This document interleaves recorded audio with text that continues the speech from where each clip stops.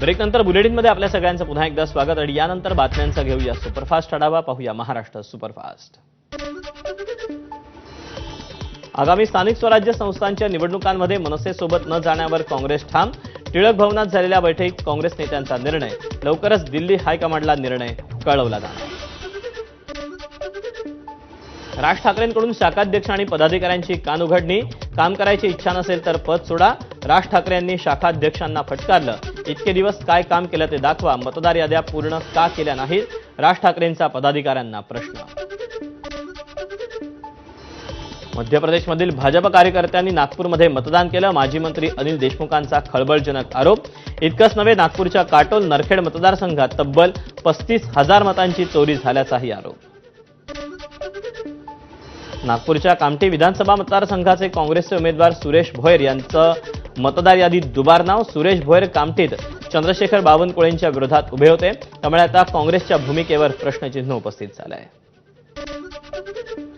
मनसे चित्रपट सेनेचे उपाध्यक्ष आणि शाखा अध्यक्ष रमेश परदेशी यांना राज ठाकरेंनी सुनावलं. काही दिवसांपूर्वी परदेशींनी संघाच्या संचलनाचे फोटो पोस्ट केले होते. त्यावर एकाच ठिकाणी कुठेतरी राहा अशा राज ठाकरेंच्या परदेशींना कानपिचक्या.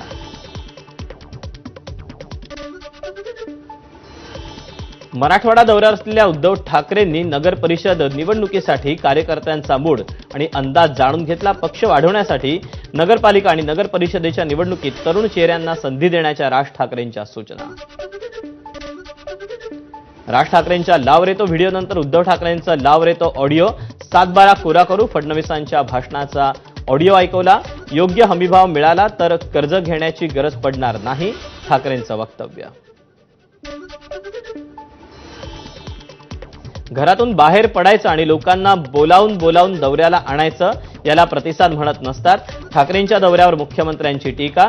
सर्व नुकसानग्रस्त भागात मदत पोहोचवण्याचे स्थानिक प्रशासनाला आदेश दिलेत, मुख्यमंत्र्यांची माहिती.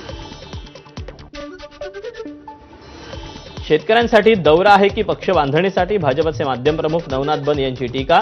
2.5 वर्ष सत्तेत असताना घराबाहेर पडले नाहीत आणि आता पोकळ घोषणा करतायत, बन यांचा टोला. उद्धव ठाकरेंचा दौरा हा राजकीय स्टंट. ठाकरेंच्या मराठवाडा दौऱ्यावरून क्रीडा मंत्री माणिकराव कोकाटेंची टीका. तर नियमाप्रमाणे शेतकऱ्यांच्या खात्यावर पैसे जमा होतील, कोकाटेंचं स्पष्टीकरण. भाजपनं महाराष्ट्राची सत्ता चोरीनं हस्तगत केली. स्थानिक स्वराज्य संस्थांच्या निवडणुकीत असा आलम उभा करेन की यानंतर जनतेला वाटेल गेलात तर घरी जावं लागेल. काँग्रेस नेते सुनील केदार यांचा इशारा. शरद पवारांच्या राष्ट्रवादीचे खासदार धैर्यशील मोहिते पाटलांनी टोचले राष्ट्रवादीच्या कार्यकर्त्यांचे कान.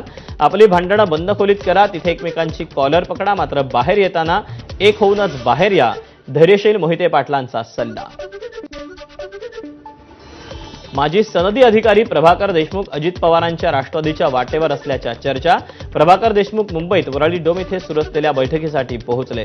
प्रभाकर देशमुख सध्या शरद पवारांच्या पक्षाचे सातारा जिल्ह्यातील प्रमुख नेतृत्व.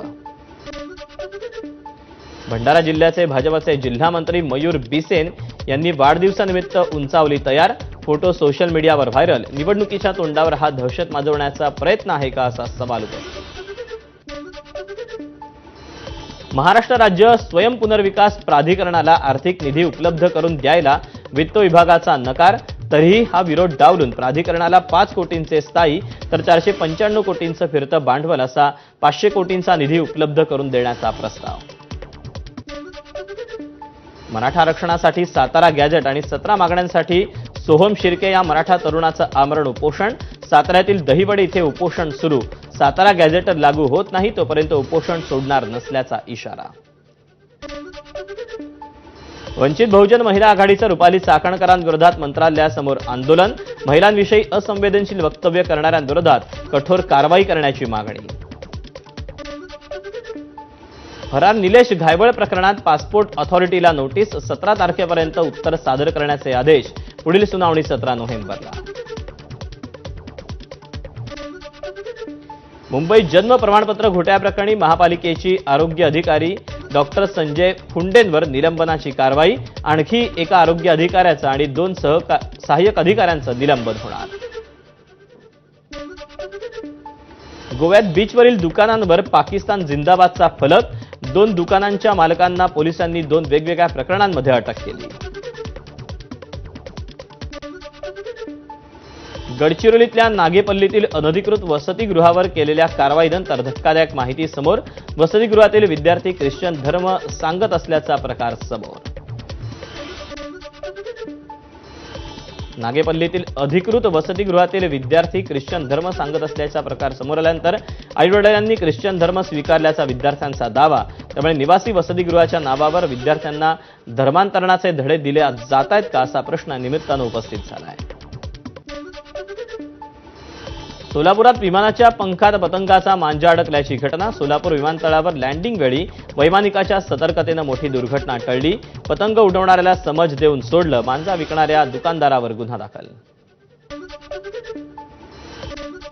नाशिकच्या शरणपूर रोड परिसरात 2 दिवसांपूर्वी गाड्यांची तोडफोड आणि गोळीबार झाल्याच्या प्रकरणी पोलिसांकडून दोघांना अटक. आरोपींना न्यायालयात हजर करत असताना आरोपींनी हात जोडून नाशिक जिल्हा कायद्याचा बालेकिल्ला अशा घोषणा दिल्या.